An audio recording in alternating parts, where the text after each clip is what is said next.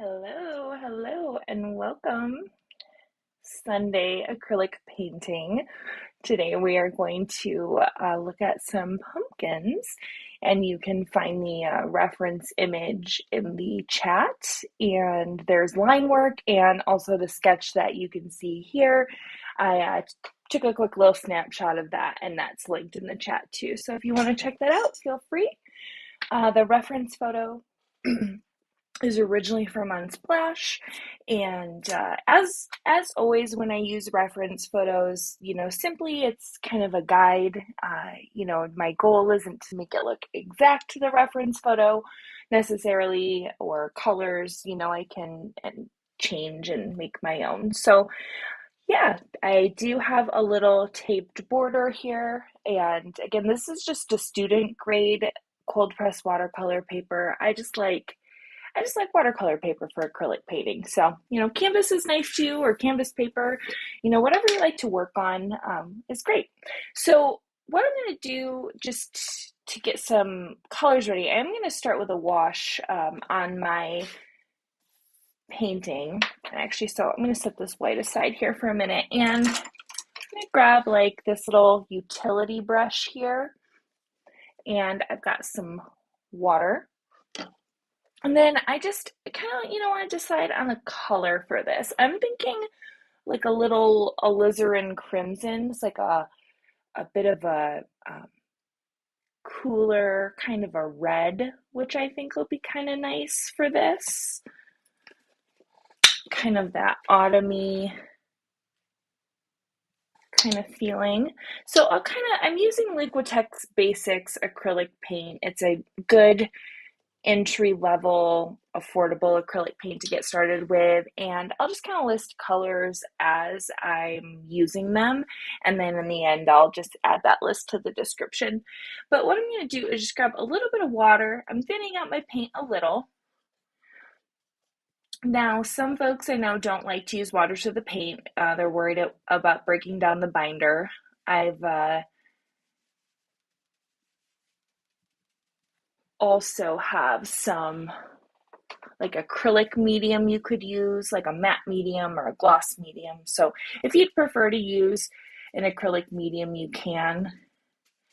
But most paint companies will tell you how much water you can safely add without breaking down the binder of the paint. So I am going to start with this wash. I start with a wash to set a ground for my painting so I can begin building up my layers. And also, so if I have pokes of color, I can have pokes of color popping through in between brush strokes instead of white. Also allows me to have a middle value to start with instead of starting on just a white background. Some folks like to set a ground by painting it solid, and then they'll sketch on top of that. So you could also choose to go that route. And if you want to forego the wash altogether, you can also do that. And I don't really worry about bits of brush strokes in there.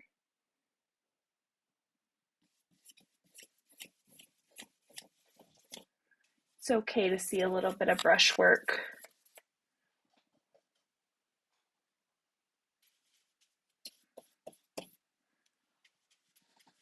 Just kind of pull a little bit of water in. Again, just get that to move around. And I can still see my line work through this too. So that's the other thing, is sometimes if you are doing a wash to start, you just want to make sure it is transparent enough for your lines to poke through. Or, you could wash first and then sketch if you prefer. So now that I've got that wash done, I'm going to just set that brush to the side a minute and think about some other colors for my palette. So I'm going to grab some white here. Definitely want some white on my palette. This is just a titanium white. And I'm just grabbing some with a palette knife here. And just going to, here, I'll show you my palette as I'm getting that set up. You can paint on top of the wet wash, but honestly, I like to let it dry. Personal preference. Let's see. And then I've got a cad orange.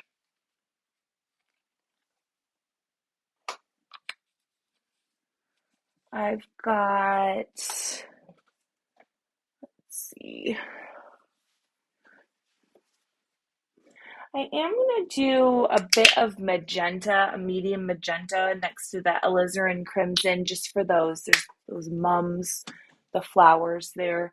And then I got a bit of deep violet I'm going to add in there too. And then I've got a little unbleached titanium. If you don't have this is kind of like an off-white kind of color. If you don't have something like this, that's okay. You can put a little brown into some white. And then I am going to do some neutrals, a little burnt sienna. And I'm just kind of putting the colors around the perimeter of my palette paper there. And then I'm going to do a little Mars Black. And if you didn't want that wagon in the back, you could easily, get rid of that too. I kind of like it though. And then I'm going to do a little phthalo green and a little light green permanent. Sometimes I'll kind of mix those two together for a little variation of green. And then some yellows. I've got a cad yellow medium. And then I think I might do a little primary yellow.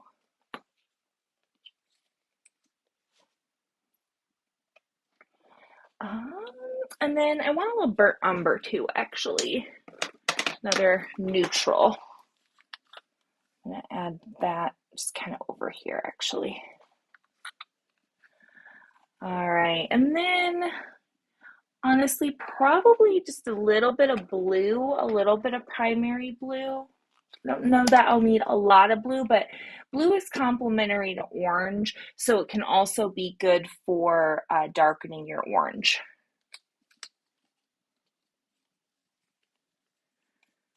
Okay, I think that's my palette to start. If I end up using some other colors, I'll let y'all know. And now, my wash is set up quite a bit there, so I think I'm ready to go ahead and start painting.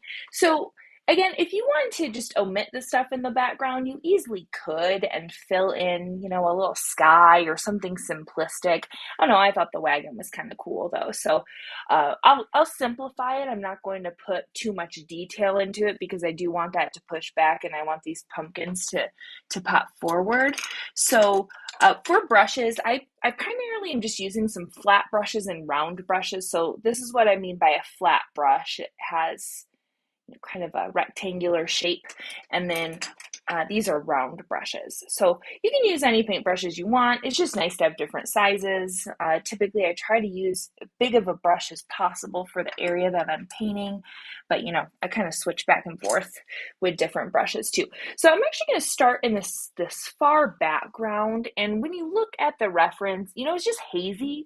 It's very soft back there. So I'm not going to put too much detail into that. I'm just going to pull some white paint, a little unbleached titanium into that,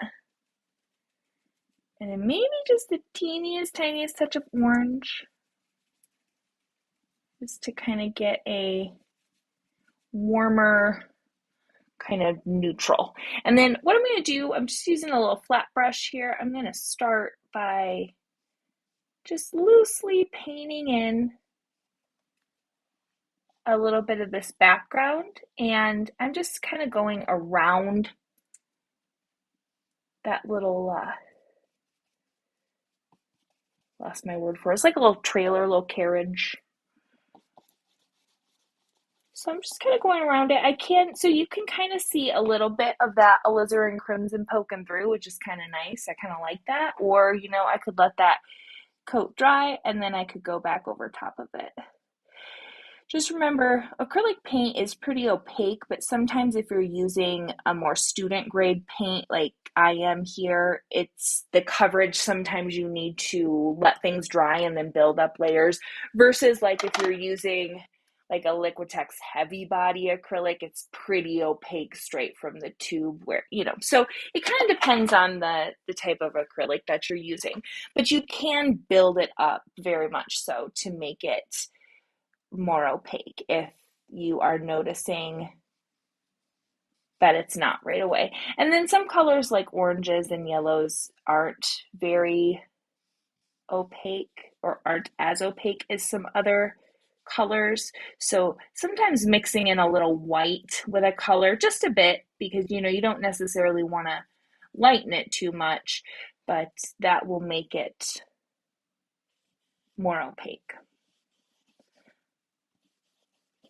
And then I'm just, as far as brush strokes, you can make them really smooth. As far as when you want things to feel a little bit more hazy, to me, I tend to like the brush stroke to be a little bit softer. So I'm kind of allowing the edges of the brush to just kind of overlap to create, again, more of a softer kind of a background. There's a little bit of a green that kind of pulls up, but sometimes with backgrounds, I'll make them, bigger, or I'll fill the area a little bit more than it needs to be, and then I'll allow a little overlap to happen. Overlap is good in painting. Layering is good. Acrylic paint is meant to be layered, so you can definitely, overlap your strokes. And sometimes I'll put just a touch of water on my brush just to help with the fluidity of the paint. Got a little over that wheel, but that's okay. I'm going to paint that wheel darker anyway, so that'll kind of define it. And then, we see a little bit of the color poking through the individual spokes there. So I even want to pull that down here. Now you kind of want to think of everything that's sort of behind first. I like to, in a painting, kind of work back to front. So think about what's behind. And don't worry if you cover up a little bit, the dark paint will cover that up, no problem, and show up really nicely.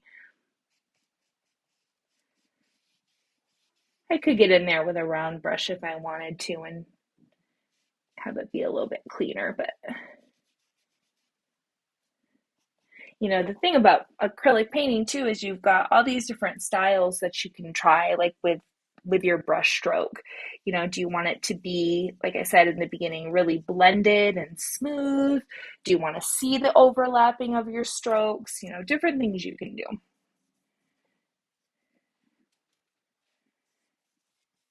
And there are some other colors in here, but I'm just kind of getting a little bit of a base first.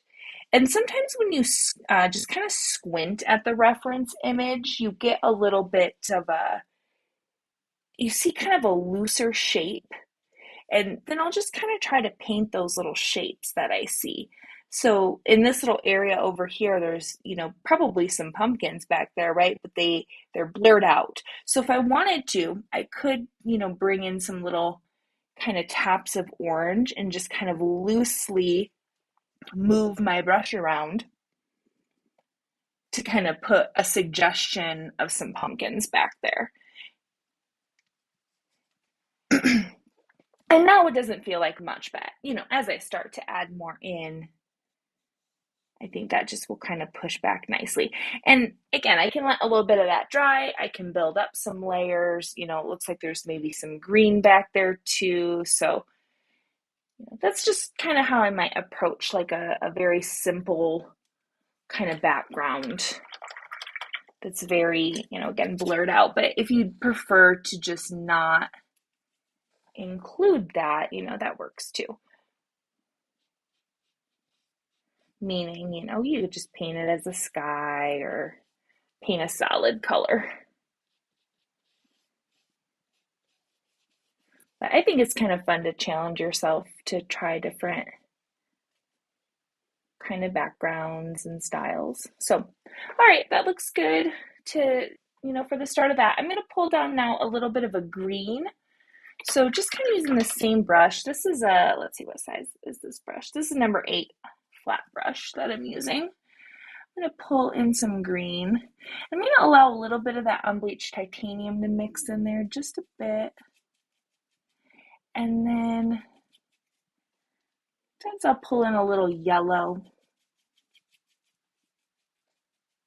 And then I'm actually going to just put a touch of a little alizarin crimson in there just to kind of mute that down a little bit. And then same kind of thing as I did kind of back here. I'm just going to pull in a little bit of this green and move my brush around in different directions as to not necessarily see directional strokes. And there, is a little, occasionally I could, alter the color a little bit and bring in a little bit of a different green. It doesn't have to necessarily be like a flat color. It could get a little lighter as it pulls back here.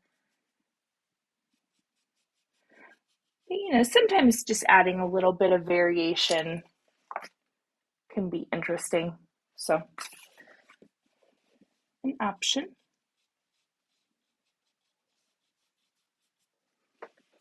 And then I see a little bit of that green over here.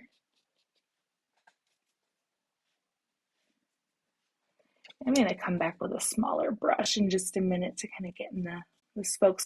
And this green over here is a little bit lighter, so I could mix in a little white there if I wanted. I'm just kind of pulling that down towards the mums. The mums will overlap that a little bit, so. And then I'm just going to grab a round brush to get into some of that other little area there.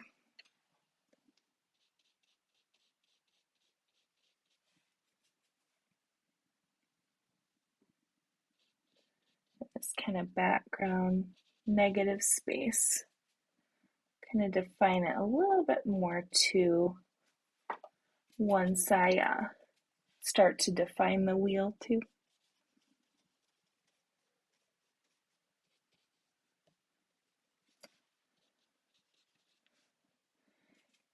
And sometimes, background feels less important, it can be simplified, but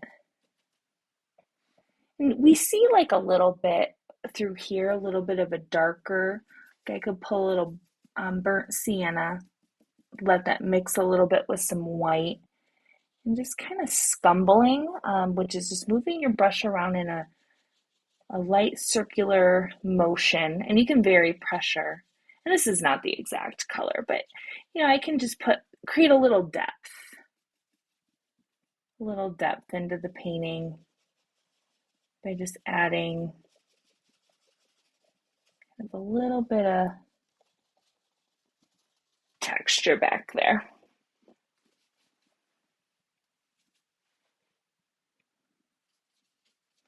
All right, and then I just want to block in a little that foreground, that hay. So for painting that hay, it's going to, I didn't really draw anything in there, I'm going to just kind of paint in a loose background, and then I'll kind of build up strokes of the hay. So for that loose background, just kind of like a burnt umber. And I'm just going to kind of go around and just not even fill it all the way, but just kind of lightly block that in, and then the lighter straw will kind of come up on top of it, and this will kind of pull backward. And the straw, you could render it more. I'm going to simplify it quite a bit, actually. And the color that you kind of mix in here too can vary. It doesn't all have to be the same. But this will help you kind of get some of those darks. You can even pop in a little black, like as you're kind of toward this area. Again, I'm going to have some straw coming in on top of that, but I might like to see a little bit of dark value kind of pop it in. So I'm kind of trying to imagine like what it looks like, the shadow kind of underneath the straw a little bit is kind of what I'm trying to imagine as I'm blocking this in. I see a little bit of a dark through here. And our brains like to try to identify what certain things are, but as you're painting too, try to just block things out into colors and shapes. That can be a really helpful way to approach it instead of trying to think of like, well, how do I paint a pumpkin, or how do I paint straw? Instead of thinking like that, try to view it as different values and colors and shapes. That's how I try to look at it. So when I'm looking at the straw and I kind of squint at the straw, I notice that there's dark areas underneath, and I want to portray that. So that's why I'm kind of painting like this first, and then again the straw will kind of come in on top of it.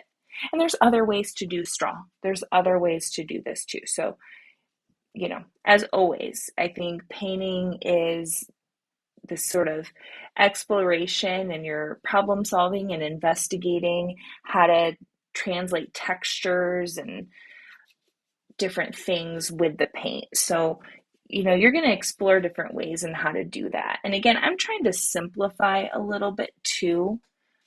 It's a little bit lighter over here. So, and because I'm trying to simplify, I don't want every little detail of straw. So this is going to help kind of get a lot of it, kind of the underneath part. And then I can take a thinner round brush and kind of add some bits of straw on there. I'm just kind of letting it mix between all the neutrals on my palette a bit, that unbleached titanium, burnt umber, burnt sienna. Just kind of going back and forth between them. As I come over to the right, it does get a little bit lighter. So I just kind of block that in, just a little bit lighter value.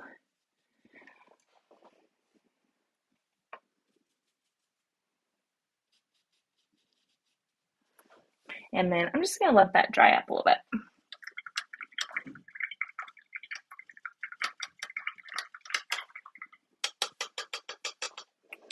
And then what I'm going to do from here is just block in with a little bit of black and burnt umber together. I'm just going to block this in.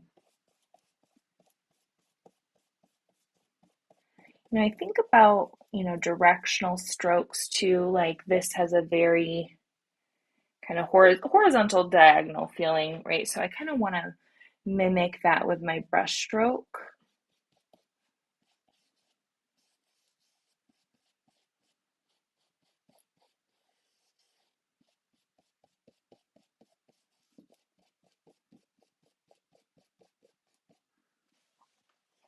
And then as I move to the right there, it kind of lightens up. I'm going to put a little bit of our burnt sienna in there. And my goal is not to match colors exactly, but just that value structure, if something's light or if something's dark.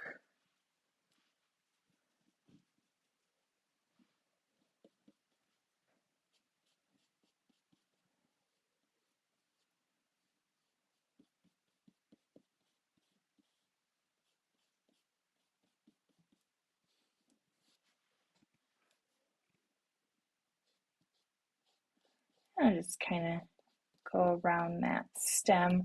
Not too worried about that. Stem has a lighter value, so it'll kind of pop out more once we get to that area. Just kind of working in a little bit more of the burnt sienna. And just remember, when you are painting, wet paint is going to blend with wet paint, and acrylic does dry fast. So if you're trying to blend colors together, you do need them to both be wet. Otherwise, you're just going to create a layer, which is fine too. Building up layers sometimes has an illusion of a blend, but if you actually do want to see colors merge together, just remember they'll all, whatever colors you want to merge will need to be wet.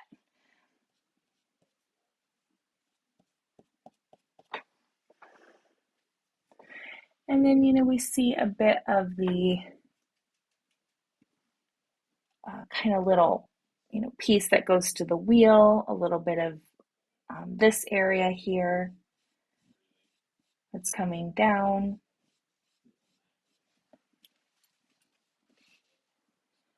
And I'm going to go ahead and switch to a round brush for a minute. It's just sometimes easier to get into some of these smaller areas. But, as always, use whatever brush works well for you. And it's good to try different brushes too. Figure that out. You're going to get different kind of effects with different brushes, different sizes, and then of course different kinds of bristles too. Most of the bristles I'm using, well, everything I'm using is synthetic, and it's like a softer kind of a bristle. And sometimes background stuff too feels like it can take a while, but once you get that stuff defined, it's nice. Really brings stuff in the foreground. You can start to make things really pop and add more detail.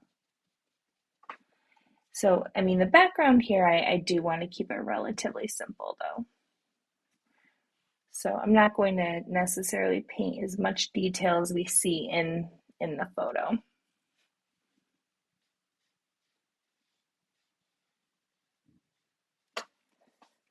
Again, sometimes just a little bit of water on your brush can just help the paint feel a little smoother.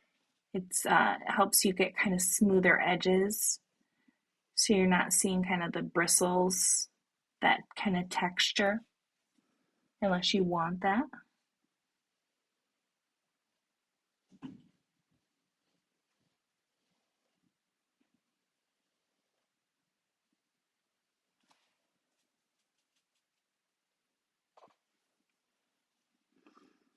If you do have any questions, feel free to let me know in the comments or in the chat.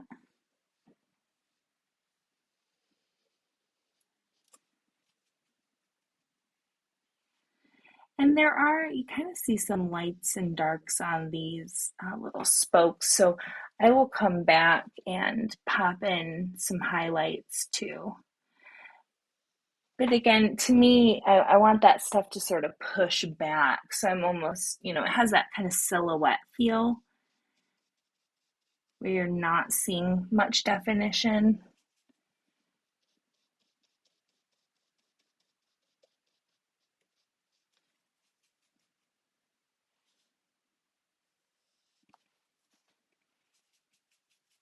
And let a little burnt umber mix in there too. It doesn't necessarily have to be solid black.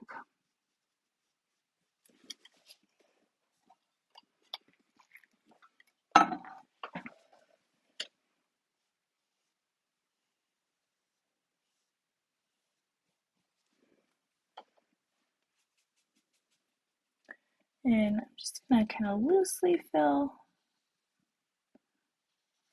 this in. Again, I'm going to come back and add a little bit more with highlights.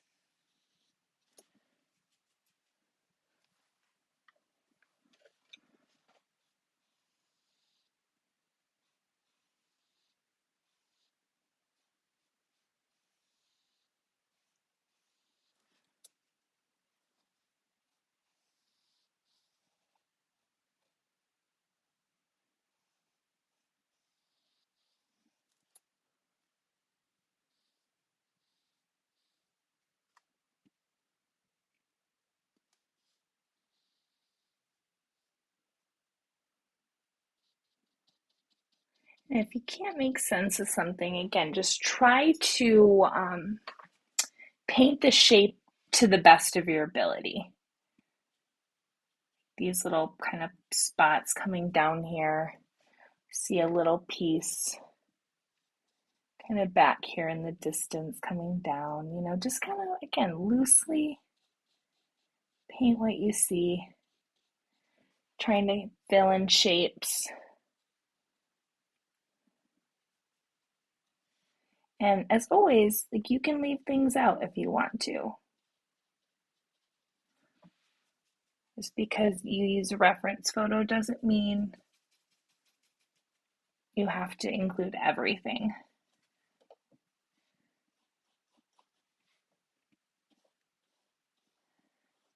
But like, I do try to find references with good challenges. And of course, you can take your own references. Unsplash is a great royalty-free website to find imagery to practice with.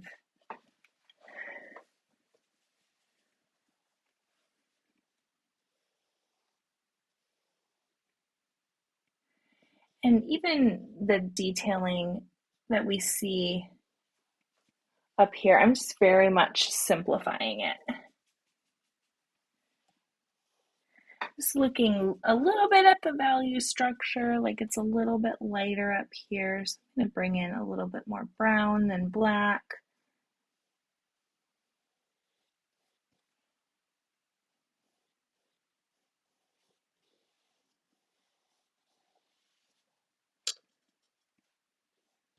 And then just kind of fill this in. I'm not including all that detail that we see.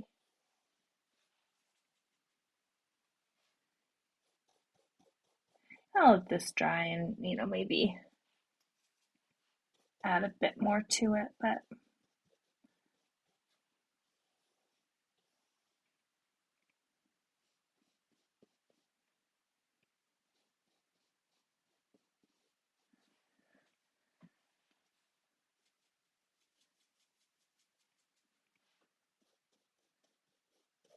I just add a little unbleached titanium. They kind of gave me this like grayed out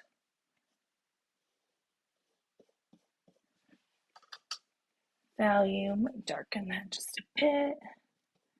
And you can mix colors on the surface you're painting on too. Not everything has to be mixed on your palette. So if you lay down a color and kind of work quickly, if it's too light or too dark, you can adjust it. But then again, with acrylic paint too, you can always let things dry, come back, paint over top of something. So I feel it's forgiving in that sense as you're working things out. And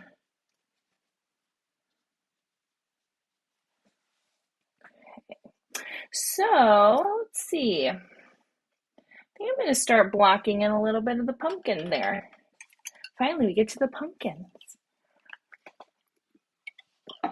So I mentioned earlier that orange and yellows tend to be a little bit more transparent than other colors such as red or blue or green. So I am going to put just a touch of white into my orange. I'm going to start with this one, kind of work back to front. And then for the areas where it's a little bit darker of a orange, I like to mix a little bit of this primary blue that I have. Blue and orange are complementary colors, so it gives it it's a good way to darken an orange versus mixing like black with it. But you could also like glaze kind of some black over here, or bring some black into this when the orange is dry for some of that shadow that we see. So I'm kind of working more with the middle value right now, starting to kind of block that in. I'm using a flat brush, but just kind of to avoid too many directional strokes, just kind of moving it around in some different directions here. We'll kind of come back for some of those little bumps too.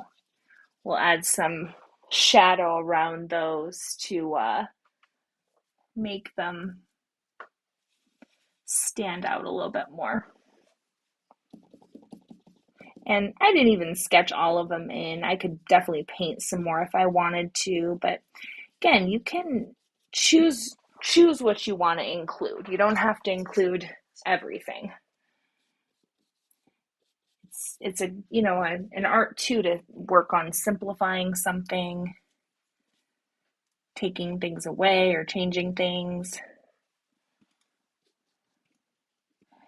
I see some highlight over here, so I'm just adding in some white.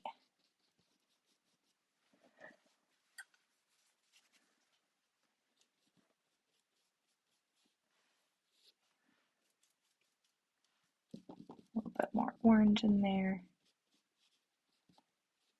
And I'll add more. That's just kind of, you know, a base coat. Just getting kind of some loose color on there that we can then work on our detailing. And then I'm going to go ahead too and take a little bit of my neutral unbleached titanium, a touch of burnt sienna, and then just kind of pop in a few of these little highlights that I see here on the stem. Just want to start with a little bit of the lighter just so I can define it a little bit more, just because the back is also kind of a brown behind it.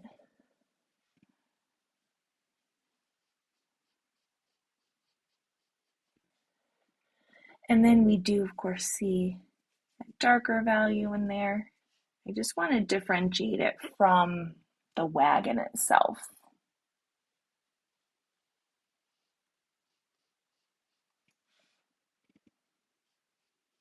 And I can come back in with, you know, that lighter value too. Kind of go back and forth a little bit.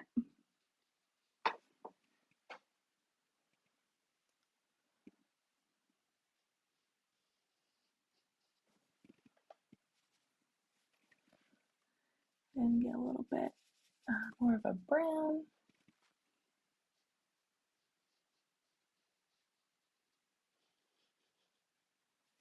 And you just want to be able to separate it from the background there. So I'm going to just dry a little bit, and then I'll keep adding to it a little. That gives me kind of that start, and then I actually want to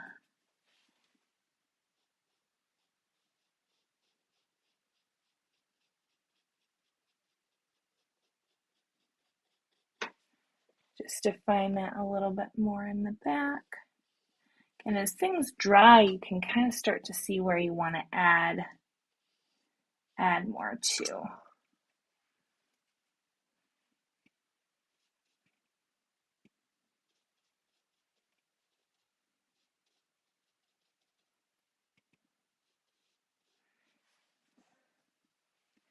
You know, again, have fun playing with different brush strokes. Things don't have to be super smooth. You can allow your strokes to overlap and be more impressionistic if you want to, or, you know, you can really blend things down and smooth them and create a more blended look.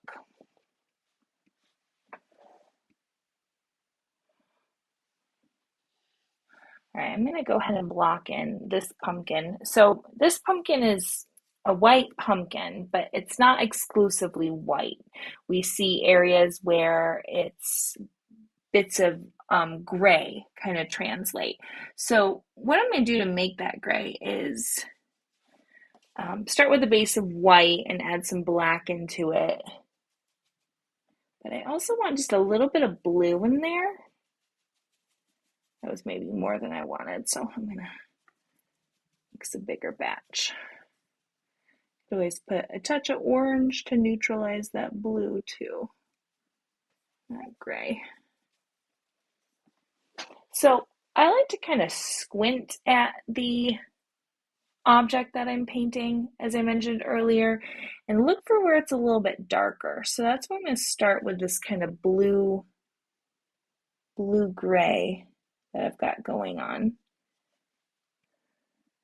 Just anywhere where it's a bit darker on the pumpkin, I'm going to start painting that in, and just kind of,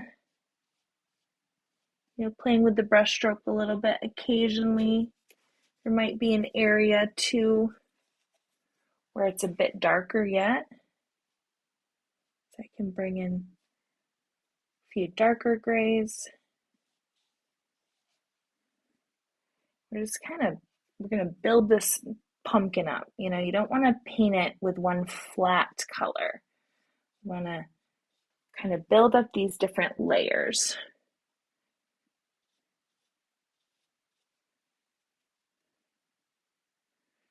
So the lines are a little kind of darker. That's where we see more of the shadowed area.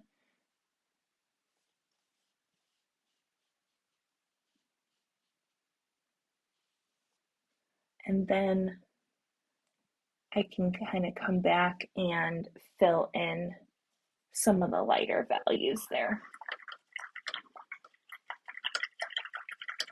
And I just, again, think about direction, the direction of things. You want to push the form. So you're painting something that's flat. And even if you don't want it to be, a hyper realistic painting, we still want it to show depth. We still want it, pumpkins aren't flat, right? They're round. They're similar to a sphere. So you want to push that idea with your brush strokes.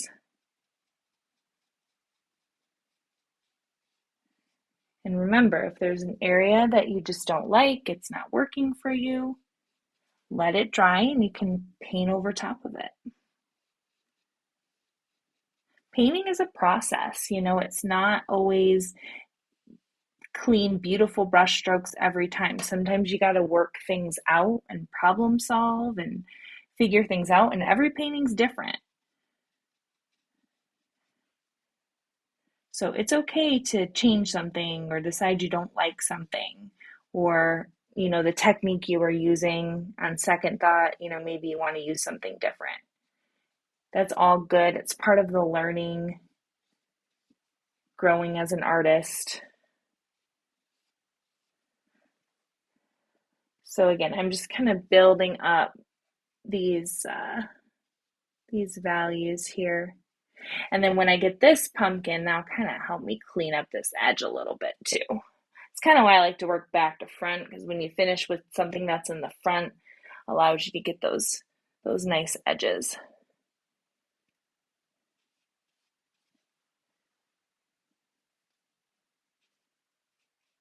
And then the highlights can be more of a bright white on this pumpkin. So you can have some lighter areas too.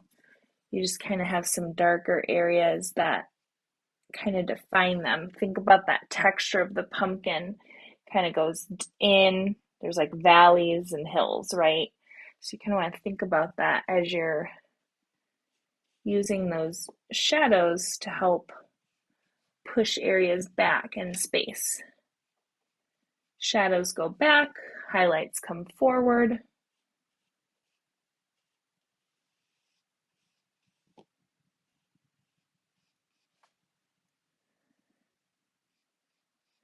And sometimes, for the highlights too, you do need to let things dry up a little bit.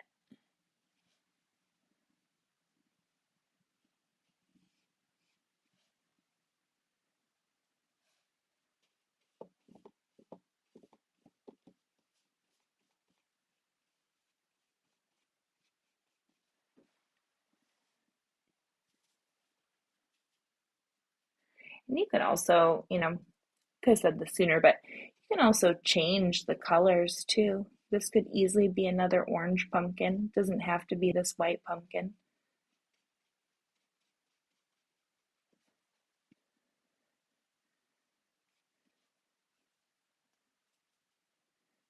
I'll be coming back to it to define just a little bit more.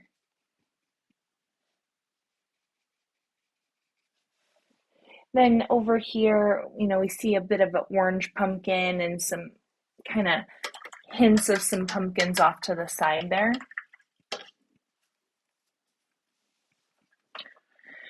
Do need a little bit more orange.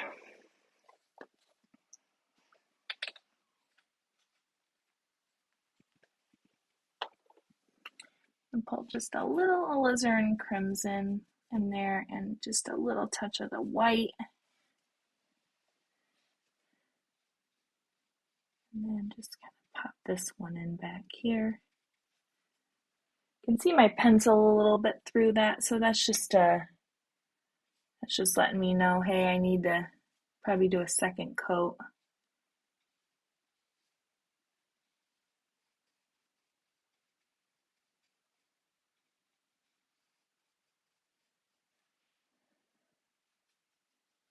Then we see a little one kind of down here off to the corner. Again, some of this stuff is that stuff that kind of goes back, negative space, background. Less important, but still kind of adds to everything, or gives you that kind of photographic style where things are blurred out a bit. Just kind of loosely painting a bit of the yellow. You see here, there's some green too, but I'm just putting in a little bit of that yellow first. And then down here we see a touch of yellow too. These little gourds. And then I can go into some of that green. I just didn't even wash my brush there, just kind of let that yellow mix into the green a little bit. Yellow is good for lightning green. White often makes a green look kind of pastel, which, sometimes you want, but white and yellow together can work too. But yellow also will brighten. So I'm just, kind of loosely putting some little textures in here. Nothing super detailed, just kind of tapping my brush to kind of create some of those rounder textures that I see.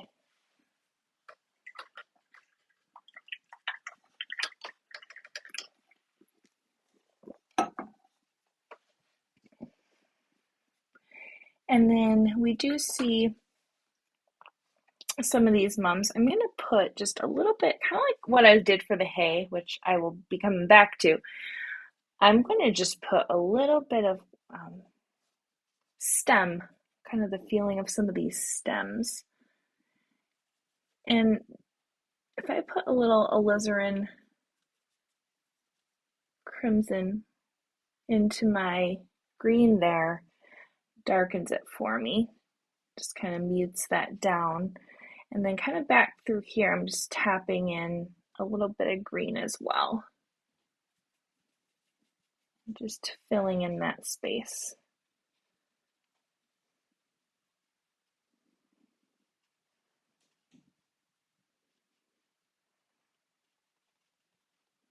And then I can let that dry and come back in and let the suggestion of some of those mums.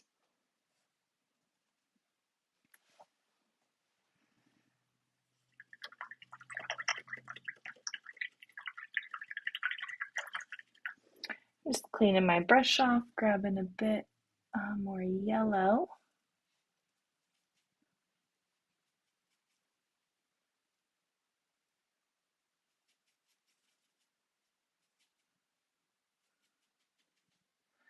Just to create fill in some of the space on this area.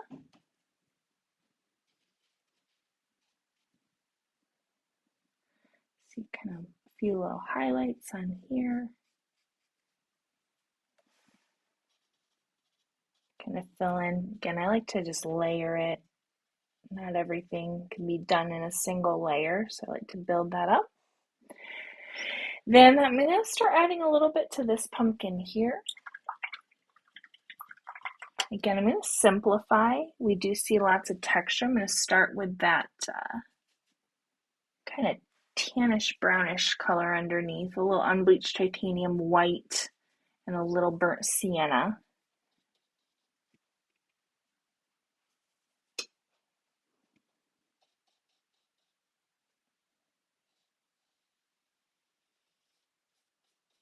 Start filling that in.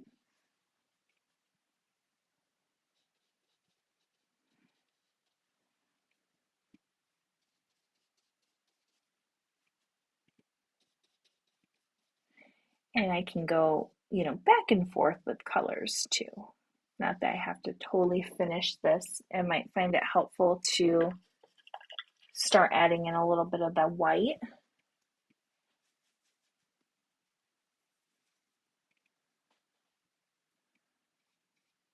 And notice this is a brighter white, so it pulls forward.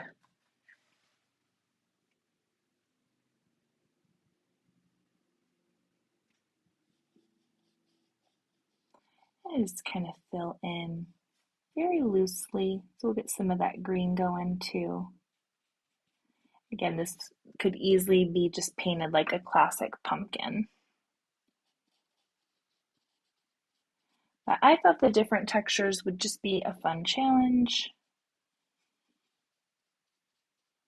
And just kind of moving my paintbrush around, some different directional marks, but just trying to remember that a sphere is kind of that basic form. So I want my brush strokes to kind of help suggest that.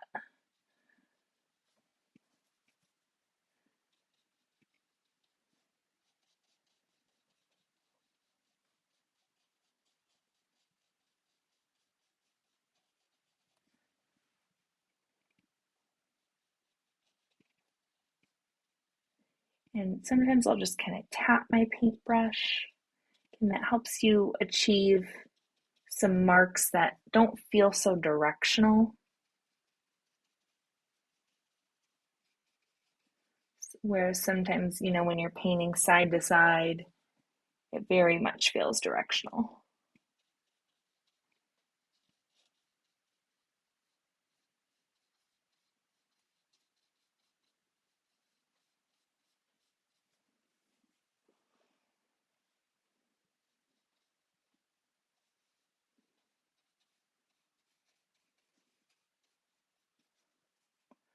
Kind of thinking,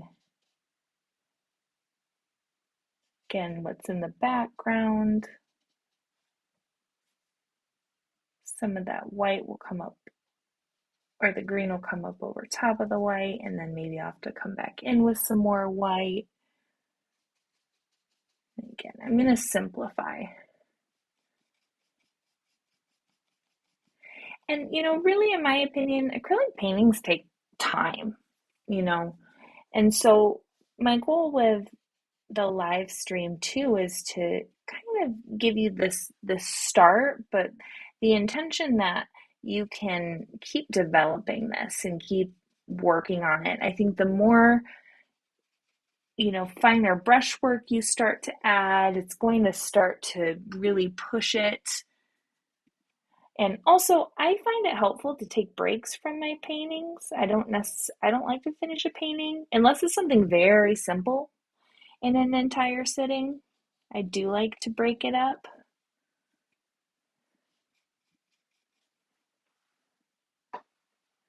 But of course, everybody's different. So do what works for you. And,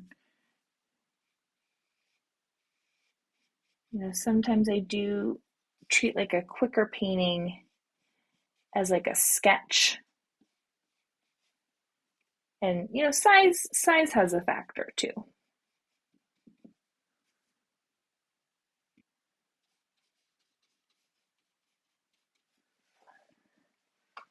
And then while I've got some white on the brush too, I'm going to pop in just a bit of a highlight on my orange pumpkin.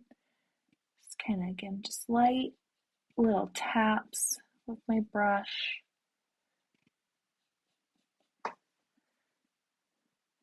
And then as well on this pumpkin, just pushing the highlights now that that's dried.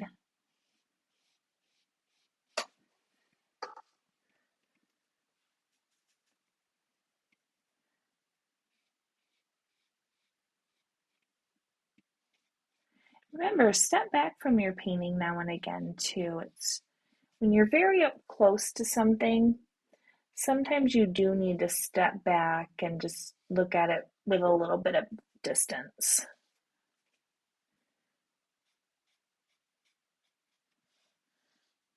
Do you see a little bit of some highlight here?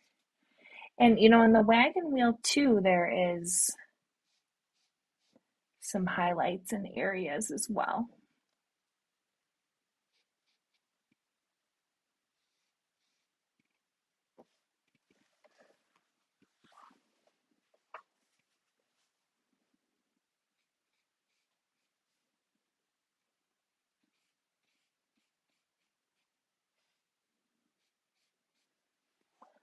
Just to kind of pop out a little bit more. And I can also push some shadows too. Again, shadows will help things go back a little bit more, would get more a sense of those, again, those curves on the surface. Then I'm going to bring in a little bit of green. And I'm just kind of squinting. And then when you squint, you get that kind of looser shape. It blurs out some of the fine details because there is the bits of white poke through.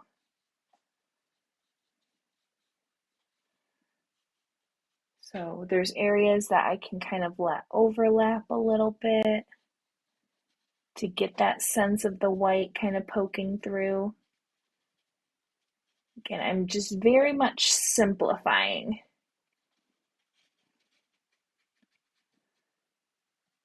It's almost like, you know, the expression of a quick glance. And I'm going to bring some more white in here too. I'm not totally done with the white.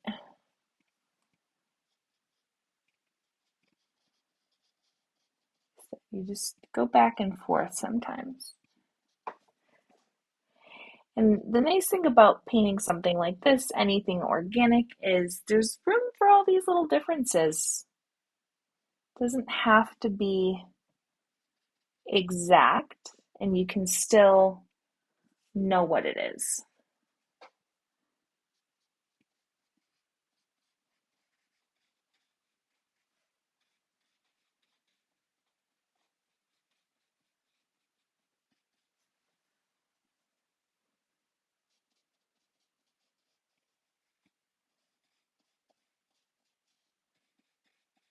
So I'll come back with white in a little bit. I'm going to let this dry a little bit more before that. But I'm getting close here to starting to do some smaller brushwork and kind of defining things a little bit more. We're getting to that point and we're about an hour in. So I'll go for a little bit longer here and just kind of refine some areas and bring some areas forward. Again, in the live paintings sessions, it's a starting point sometimes, so it's okay to not finish.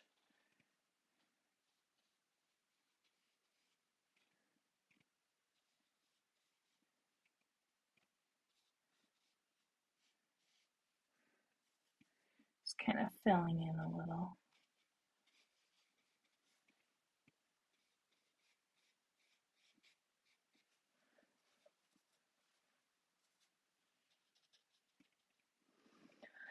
Okay, so last thing I'm going to do before I start to refine a bit more and get a little bit more detailed. I'm not going super detailed in this particular painting, but I'm going to go a little bit more detailed.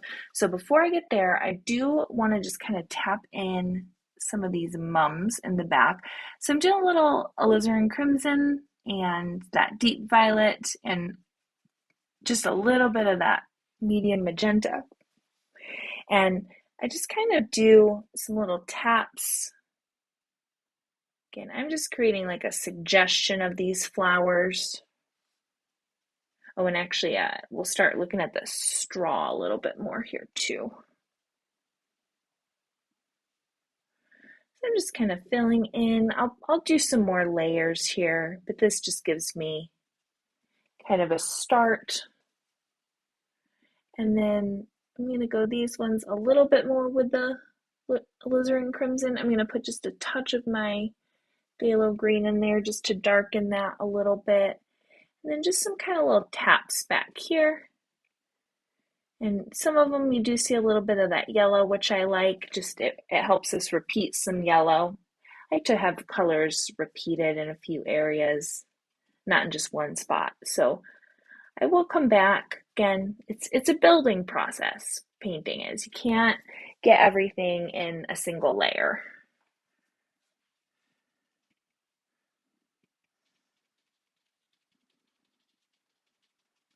So we'll definitely come back. I'll bring some more green in too, honestly. And then I'm just going to bring a little bit more down here. And you can let the texture show if you want, like you can have it be thicker.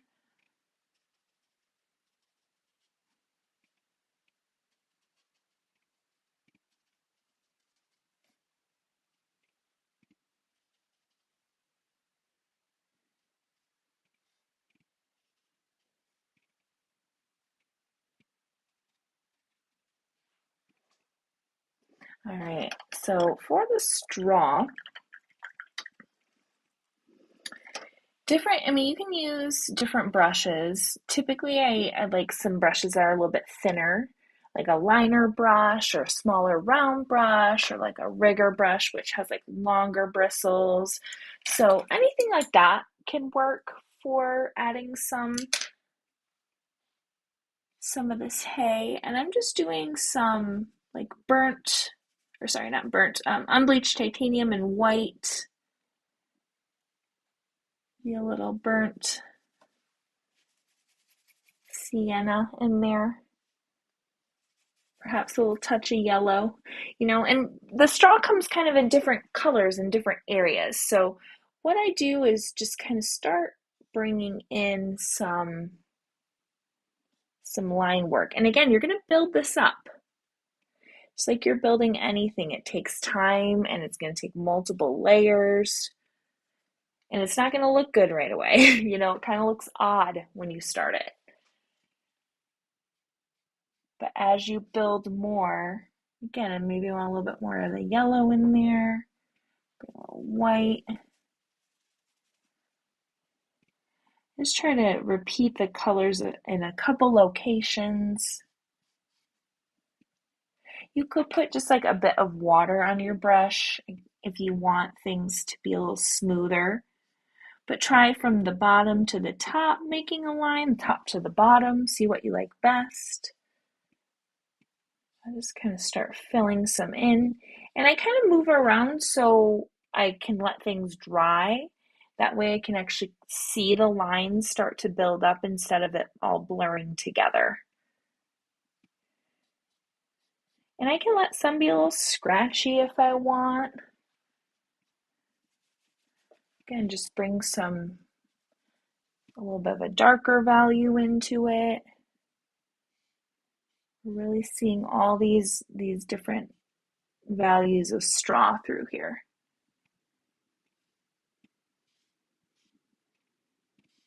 In just different directions.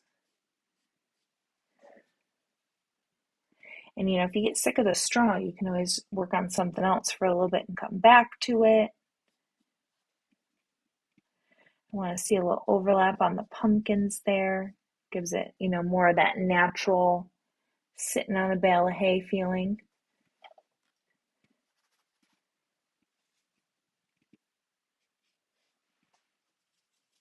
And again, some of that straw can be a little darker. But that's why, again, there's that base, so I can really build this up and allow that to kind of poke through. And you can have a little water in some of yours too to just give them sort of a more like they're fading in the back feel too, because again, this straw is very layered, going in all different directions.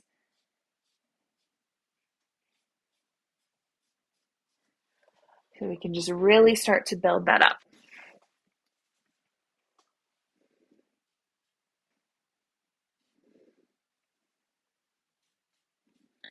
And the more detailed you want something, you just try to observe closer. And, I even do little things where I kind of count how many straw pieces I actually see popping up. It's all about how you want to approach it. A little bit more burnt umber on my palette. You can see my palette too, I'll show it to you on the screen here. Just really gets messy.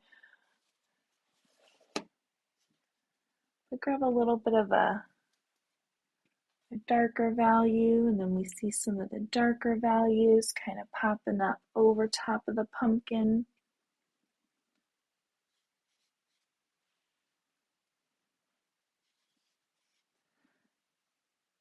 So I want the dark values in addition to lighter values. You can kind of go back and forth. Over here we see some darker values too. You just create lots of little overlapping lines. Again, you could try different brushes. Sometimes I'll start with a thicker brush and then kind of add some smaller strokes on top of that. By the way, you could put a little bit of blue in your brown too to darken it. I mean, you can always use black, but blue works too and gives you a kind of a nice option.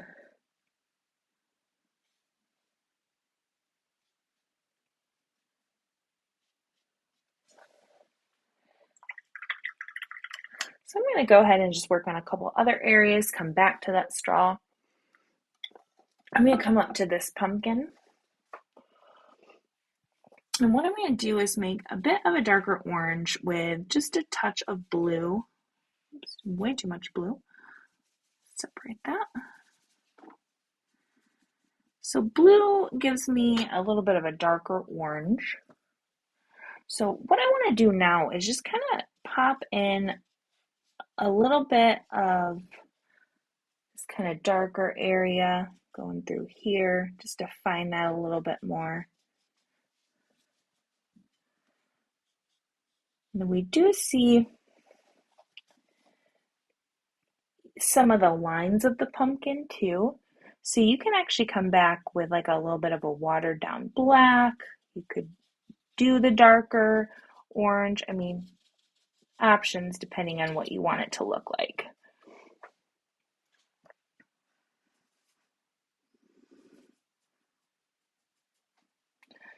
And get just a little bit of a highlight in some areas. And then I'm going to come in. I need to grab a little bit more orange here.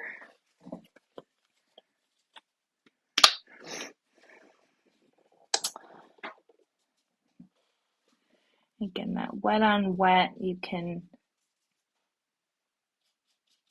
allow the color to just blend.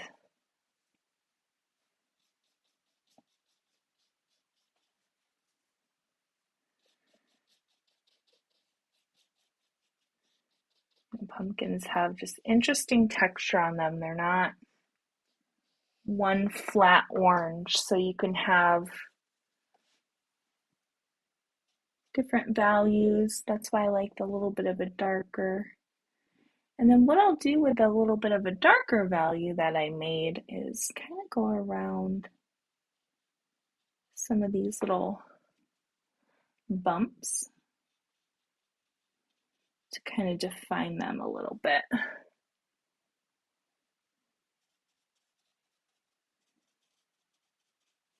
The darker going around them help push them out. And then I'll kind of add some lighter values on too to make them appear like they're coming forward more. And I'm also just going to paint some in, just kind of mix them up. Again, not everything has to be exactly like a photo. It's simply a guide, a starting point to get you going. But at any time, you can also stop looking at a photo if you want to.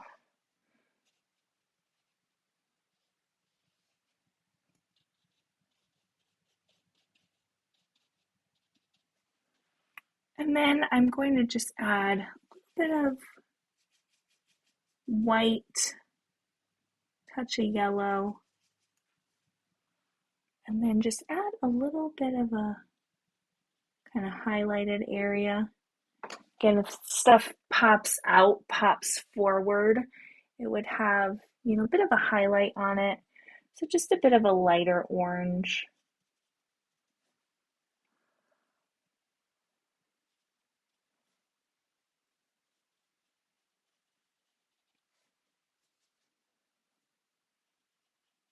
And just kind of letting that darker area kind of define it. And again, they're very simplified. I'm not including everything we see. And then the little kind of pumpkins in the background, I'm just adding a little bit more texture to them. Just kind of beefing them up a little bit. And then the other thing that I want to do is just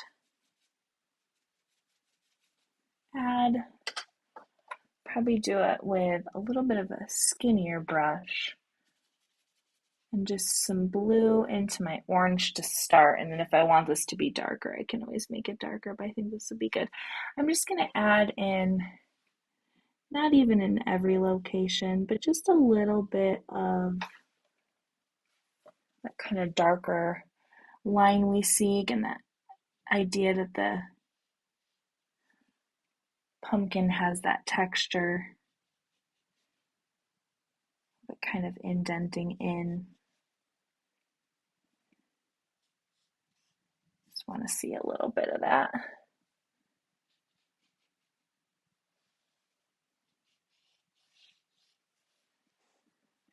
And then I also just want to see a little bit more highlight in the stem.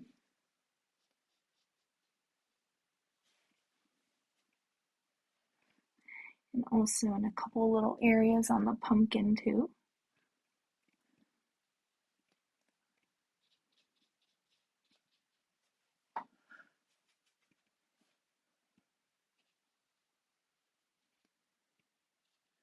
Again, just sometimes some little taps so it doesn't have a solid feel. Kind of lightly tapping your brush, thinking about how much paint is on it.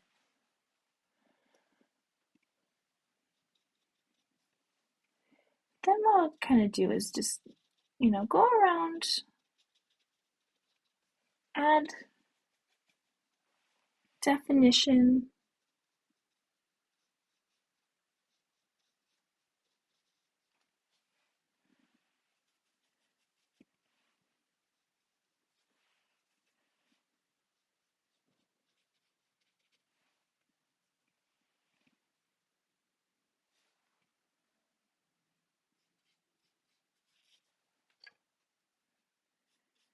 I just like to push areas that are darker. I like to just push those darker. Areas that are lighter, I want those to come forward. So I want to make sure to include highlights. Forgot this little.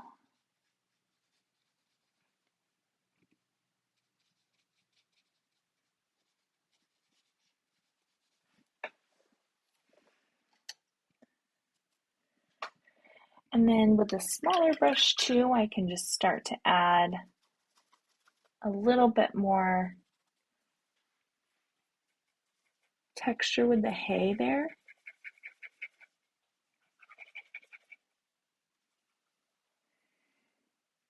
Now I got an even smaller brush.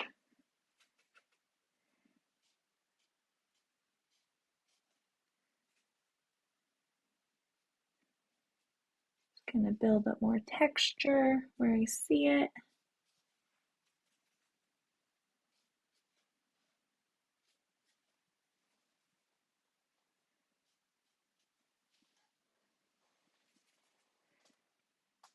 Again, that straw, it's really how much do you want to add?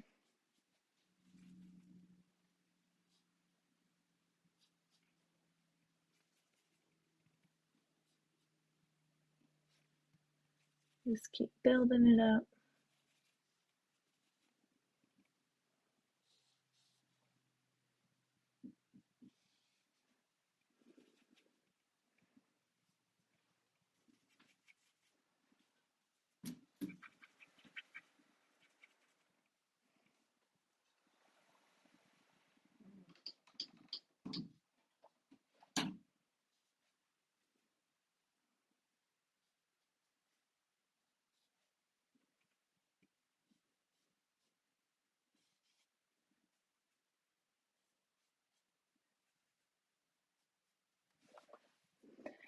Then let's see, couple little more things we'll do here. A few more little things we'll do, and then we'll kind of call it good for now. And again, that's something I can always come back and add to. But what I would really like to see is just a little bit of that yellow in the mums. You see just a bit of yellow poking in a few spots. Again, I mix a little bit of the white just so we can see that. And some of it kind of fades back a little. They're not all defined.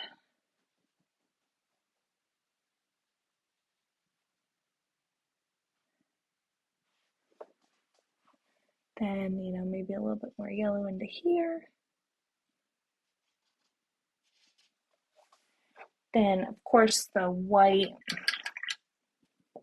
on this pumpkin in the front. We see some bits of white kind of poking through the green and green on the white. So again, it's just how detailed do you want to get. I'm just adding in some little bits of white kind of poking through. And I like it to have a painterly feel to it. That's nice. I like that. It doesn't, not trying to fool anyone into thinking it's a photo, right? It's a painting. And so part of that is to just enjoy the process of acrylic paint and the texture of it and allowing your brush strokes to overlap or show, all of that's really good. I'm just kind of filling in a little bit more of this white in a couple areas, just making that a little bit more solid. It's just allowing that to pull forward a little bit more.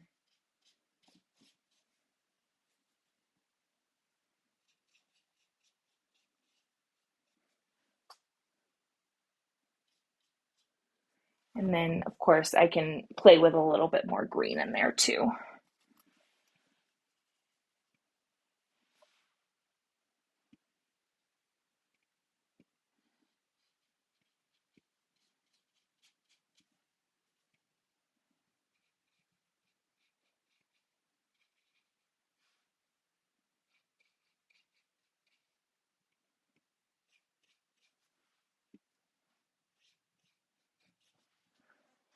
And then I also want to add just a bit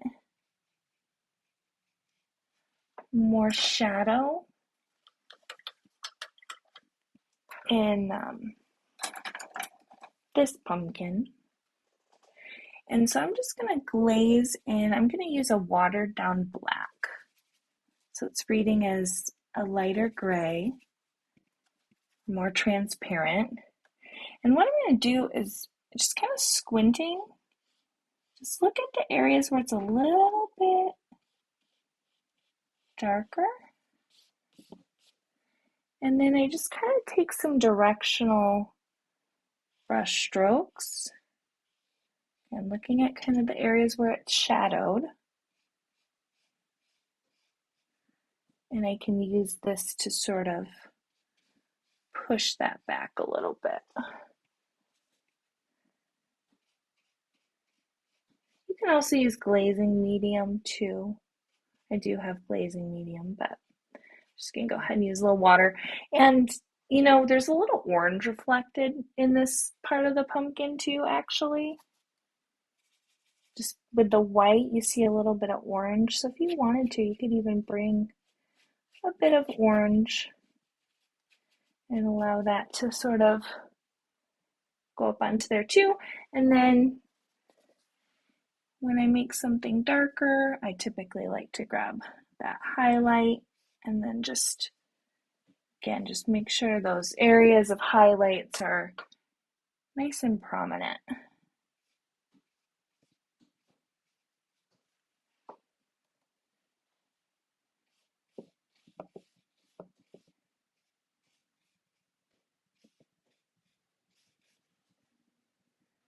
And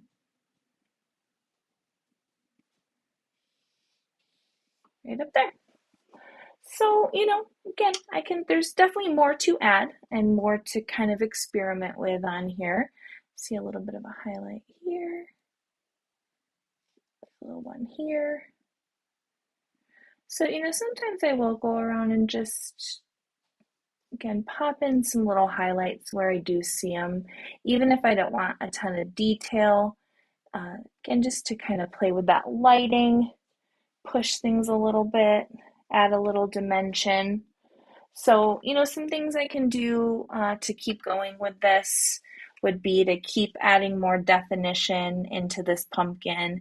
I could definitely play with these mums more and bring those forward. Like if I took a little bit of like the medium magenta and kind of came on top, and that just kind of starts to create more sense of depth when I start to have areas that are lighter and pull forward. I could also take some of the green, and again, a little bit of red into your green. I've got those are in crimson there, but a little bit of red into your green just mutes your green a bit, lowers the intensity. So I can bring a little bit more green back into here. That's kind of what I do. Those are usually my next steps, is I kind of go around and think, what else do I want to add to this? Do I want to define anything? Do I like it how it is? So I think I just want to take a break from mine and come back, and, I'll probably add some more things to it. So just to show you what it looks like as we take the tape off, because I feel like when you've got those rough edges, sometimes you don't really get the full sense of it. And even though I'm taking the tape off, like I can still work on this more. I'm pretty much done with everything super close to the edges. Now, I could come back in and layer this, but I really like how my wash kind of poked through and just kind of set that kind of autumny feeling. So I like that. I'm going to leave it. But, some things I could do, like I could pop in, the orange back here. There's a couple areas where it feels a little bit more defined. Oops, look, I even took my tape off and I got a little over there. I guess I shouldn't have done that. But yeah, you can, define some more areas too, just little by little as you kind of look around and, what do you want to add to make it feel finished? So here's something you can do. Just put a little bit of water in this. I can try to lift it a little. Or the other thing I'll even do, honestly, is take just a touch of white paint.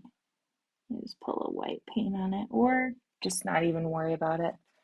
And then I did get a little water up there. I'll dab off. But yeah, there we go. We've got our little kind of fall pumpkin scene painting.